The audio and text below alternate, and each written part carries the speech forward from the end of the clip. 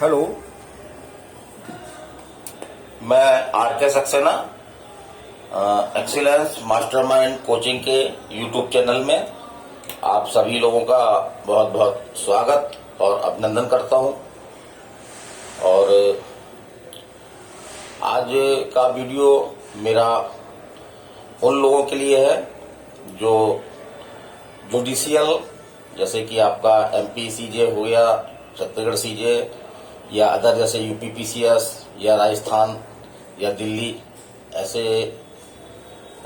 जगह की जो वैकेंसी निकलती है जुडिशियल की, उनकी तैयारी करना चाहते हैं, या जो लॉ ले रखे हैं, लॉ में अध्ययनरत हैं और उनकी इच्छा है कि मैं लॉ करके लॉ ऑफिसर बनूं, सिविल जज बनूं, एडीपीओ बनूं, विधिक सहायता अधिकारी बनूं और न्यायिक पदों तक ये पहुंचूं। तो मैं उन्हीं के लिए ये अपना वीडियो जो है समर्पित कर रहा हूं। और आज मैं कोई स्पेशल क्लास लेने नहीं जा रहा हूं, बल्कि आज मैं लॉ वालों के लिए कि वो किस तरह से जो उनके लॉ के सब्जेक्ट हैं उनको एक कहानी के रूप में दिमाग में रखें तो उनके ऊपर बोझ नहीं बनेगा। मुख्य धाराएं जो है वो उनको अपने आप याद हो जाएंगी और वो उस कहानी में शामिल कर लें उनको। तो इसी तरह की मैं आज कहानी सुनाने जा रहा हूं। मेरी कहानी का शीर्षक है कि एक तलाकशुदा महिला जो कि बड़े दीनहीन स्थिति में रह रही है, वो अपने जीवन की जो आवश्यक वस्तुएं हैं उनकी पूर्ति भी नहीं कर पा रही है, तो वो क्या करे। तो मैंने तो उसको यही राय दी कि आप जो है वो दंड प्रक्रिया संहिता हमारे भारत में जो लागू है, तो उसमें सेक्शन 125 से लेकर के 128 तक ये भरण पोषण संबंधी प्रावधान दिए गए हैं। उसमें बहुत स्पष्ट रूप से कहा गया है कि ऐसा व्यक्ति जिसका सामाजिक दायित्व है कि वो अपने पत्नी, पुत्र या माता पिता का जो है वो भरण पोषण करे, क्योंकि वो अपना भरण पोषण करने में सक्षम नहीं है, तो यदि वो उपेक्षा करता है तो उसके विरुद्ध जो कार्यवाही जो है वो आपके सेक्शन 125 से 128 के बीच में जो है वो की जा सकती है। तो ये देखने में आया कि ठीक है, की जा सकती है। और भरण पोषण प्राप्त करने के अधिकारी कौन है, तो अगर हम ये देखते हैं तो अधिकारी में बड़ी खास तौर से तो ज्यादातर मामले पति पत्नी के बीच में ही आते हैं, लेकिन इसमें पत्नी ही भरण पोषण प्राप्त नहीं कर सकती, बल्कि जो है आपके अवयस्क जो बच्चे हैं, बच्चे या बच्ची हैं या वयस्क बच्चे हैं, लेकिन वो अपना शारीरिक या मानसिक दुर्बलता है, उनमें कोई ऐसी शारीरिक कमी है कि वो कोई काम नहीं कर सकते, तो वो प्राप्त कर सकते हैं।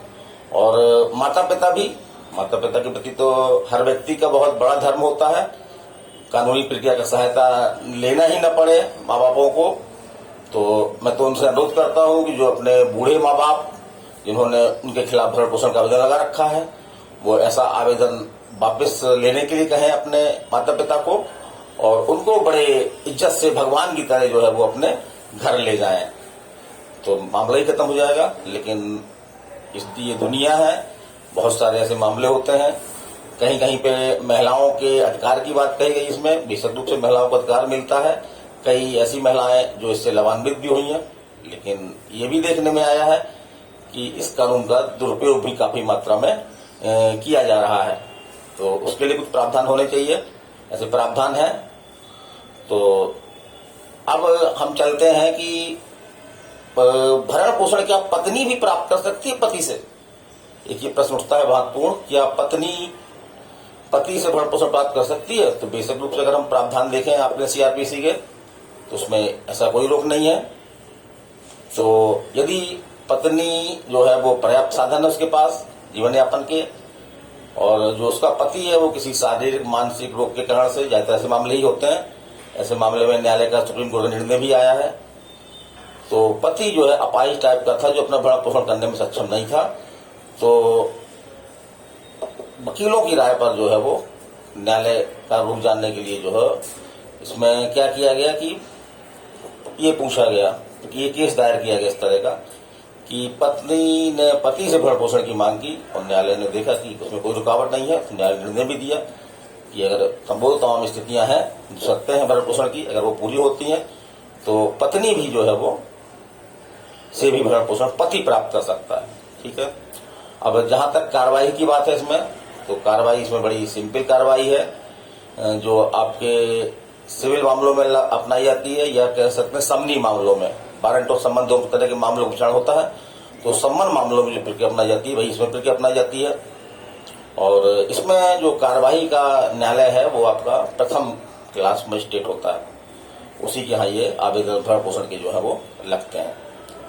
और जहां तक भरण पोषण की राशि का सवाल है, तो पहले तो राशि ये 500 रुपये अधिकतम थी, लेकिन बदलती हुई परिस्थितियों को देखते हुए जो है वो इसमें एक शब्द, ये 500 रुपये हटा करके इसमें एक शब्द जोड़ दिया गया कि न्यायालय के मजिस्ट्रेट के जो है वो न्यायिक विवेक पर इतना वो परिस्थितियां दिखेगा, कैसी परिस्थितियां हैं, पति की क्या आय है, पत्नी का जीवन स्तर किस तरह से है, किस तरह से वो रह रही है, तो ये सब पता करके वो एक राशि डिसाइड कर देता है। सामान्यतः जो देखने में आ रहा है कि 3-3, 4-4 हजार रुपए भी दिए जा रहे हैं जो गरीब वर्ग है उनके लिए, कि 3-4 हजार तो जीवन के भरण पोषण का राशि का मतलब होता है कि वो महिला जो है वो जो उसके जीवन की आवश्यक वस्तुएं हैं, जैसे उसके लिए पहनने कपड़े हैं, खाने के सामान है, रहने के लिए आवास है, तो इसमें जो खर्च आता है वो न्यायालय भरण पोषण के रूप में दिलाता है। उचित भी है, ऐसा होना भी चाहिए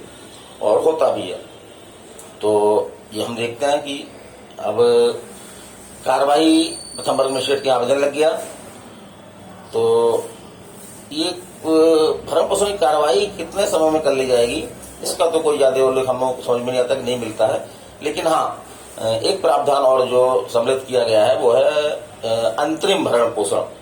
तो जैसे आवेदन लगाया जाता है तो उसके साथ में ही जो है वो एक अंतरिम भरण पोषण लगा दिया जाता है कि आवेदन की तारीख से ही जो है वो जो न्यायालय उचित समझे एक अंतरिम आदेश दे दे कि इतना भरण पोषण जो है उसको महिला को या जो भी भरण पोषण का मांग कर रहा है उसको प्राप्त हो सके, ताकि वो अपना जीवन जी सके और ये कार्रवाई जो है वो इसका कार्रवाई का जो है जो भी प्रोसीडिंग है उसमें हिस्सा ले सके, भागीदारी कर सके। तो ठीक है, ऐसा भी होता है। अब अंतरिम भरण पोषण के लिए जरूर जो है कि अगर आवेदन आपने दिया अंतरिम भरण पोषण का तो 60 दिन के अंदर जो है उसका निवारण हो जाएगा। ये 60 दिन आपके जुडिशियल क्वेश्चन में आते रहते हैं, आंसर है ना, क्वेश्चन है आपके ये आते रहते हैं एग्जाम में, यही फैक्ट जो आते हैं। और यदि आदेश दिया है मजिस्ट्रेट द्वारा पति को या जो भी इससे भरण पोषण की मांग की उसको आदेश दिया गया भरण पोषण करने का और वो उपेक्षा करता है ना, तो न्यायालय जो है वो उसको जो है वो जेल भेज सकता है।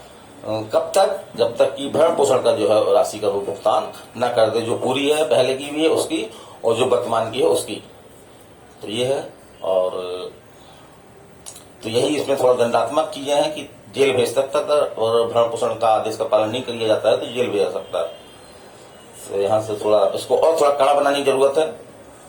यहाँ पे पैसे देने तक जेल ये बहुत ज्यादा कड़ा नहीं लगता, ताकि कड़े कानून हो ताकि लोग आगे को न्यायालय में आना ही ना पड़े।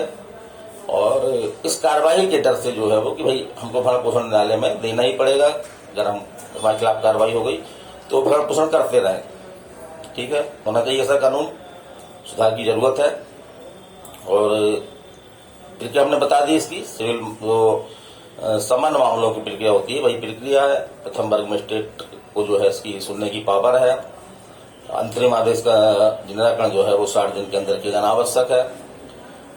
और भरण पोषण का आदेश की अगर अवहेलना की जाती है तो उसको अनावश्यक को तब तक जेल भेज सकते हैं जब तक कि वो राशि का भुगतान ना कर दे। बड़ा प्रावधान नहीं है, पहले बता चुके हैं। और अब ये कार्रवाई कहाँ की जा सकती है, भरण पोषण का आवेदन जो है कहाँ पे किया जा सकता है, तो इसके लिए जो है वो कार्रवाई का स्थान जो है जहाँ पे ऐसा व्यक्ति जो इससे भरण पोषण की मांग की जा रही वो रह रहा है, या जो भरण पोषण की मांग कर रही है वो रह रही है, या उन्होंने शादी के रूप में ऐसे स्थान पर जहाँ पे अंतिम बार निवास किया है, तो मुख्य रूप से ऐसे स्थानों में ही जो है भरण पोषण की कार्रवाई के लिए आवेदन लगाया जा सकता है।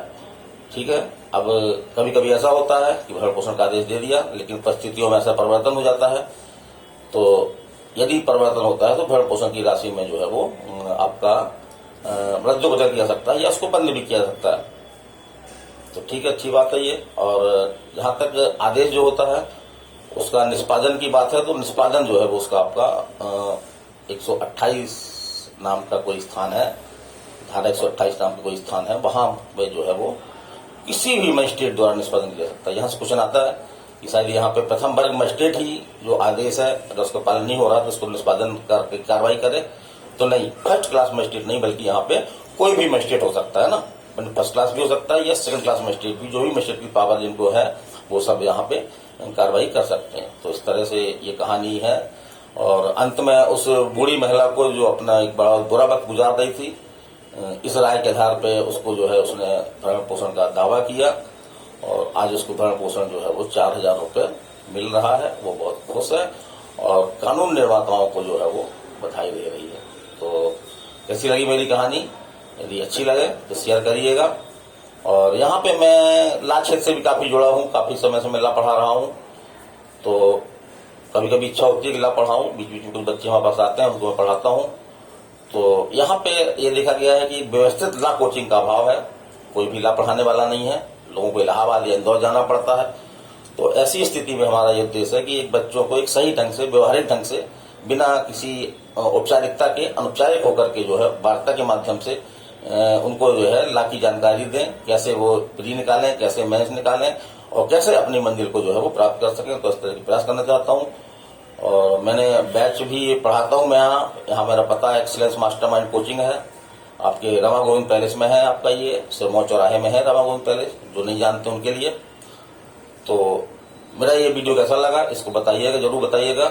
ये मेरी कहानी जो थी सीआरपीसी के अंतर्गत एक कहानी थी मेरी, वो कैसी लगी आपको जरूर बताइए, कमेंट करिएगा। और मैं आर के सक्सेना आप लोगों से जो है विदा लेता हूँ। धन्यवाद।